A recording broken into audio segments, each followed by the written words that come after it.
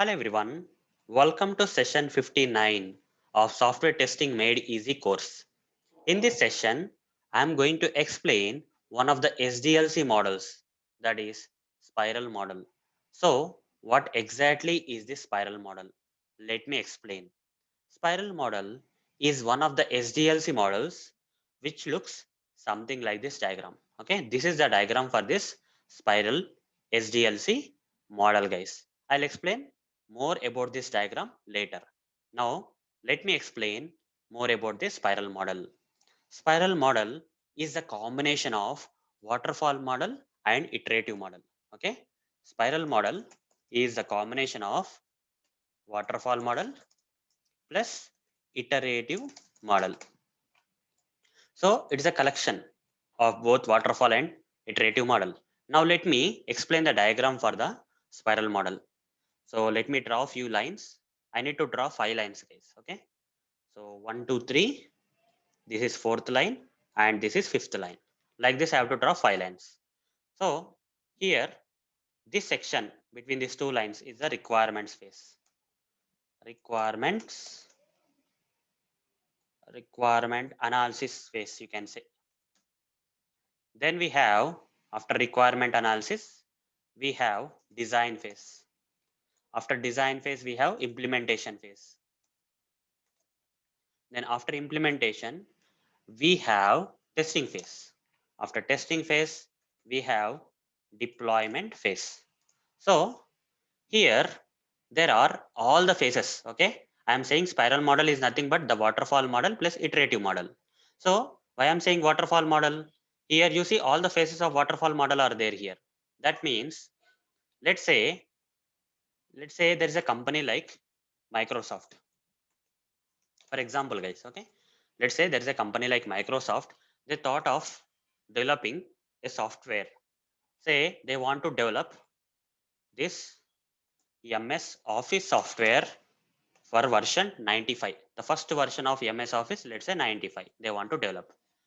So they started gathering all the requirements. Once the requirements analysis phase is completely completed, that is all the requirements are fully gathered and freezed, then only they will move to the design phase. Okay, they will design all these requirements, low level, high level designs. They will design for all these requirements. Once the design phase is fully completed, then only they will go to the implementation phase. They will develop here. Okay, they will develop all these requirements at a go. After the complete development is completed, they will move to the testing phase. Once this complete testing for this first set of requirements for this MS Office 95 is completed, then they will move to the deployment phase. Okay, they will deploy it. So this is the first iteration.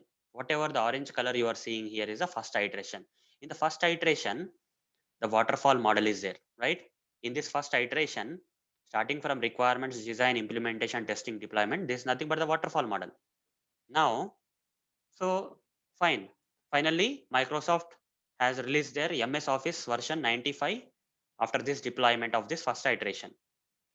Tomorrow, the same company, Microsoft, thought of enhancing this existing software of MS Office 95, and they want to release the latest version of Microsoft MS Office, that is MS Office 98. They want to release. Okay, they want to develop and release next version of software, MS Office software, that is MS Office 98. For that, again, they will start with this collecting all the requirements for this MS Office 98, and then they will fully design all these requirements of MS Office 98. Then they will implement the 98, that is develop the MS Office 98. Then they will fully test the MS Office 98 software, and they will finally release into the market, deploy and release into the market. So as part of the second iteration, another waterfall model came. Here there are several iterations. In the first iteration, there is one waterfall model.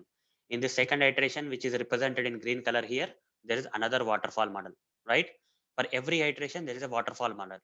So which is together called as spiral model, guys. Okay, waterfall iterative model, that is nothing but the spiral model.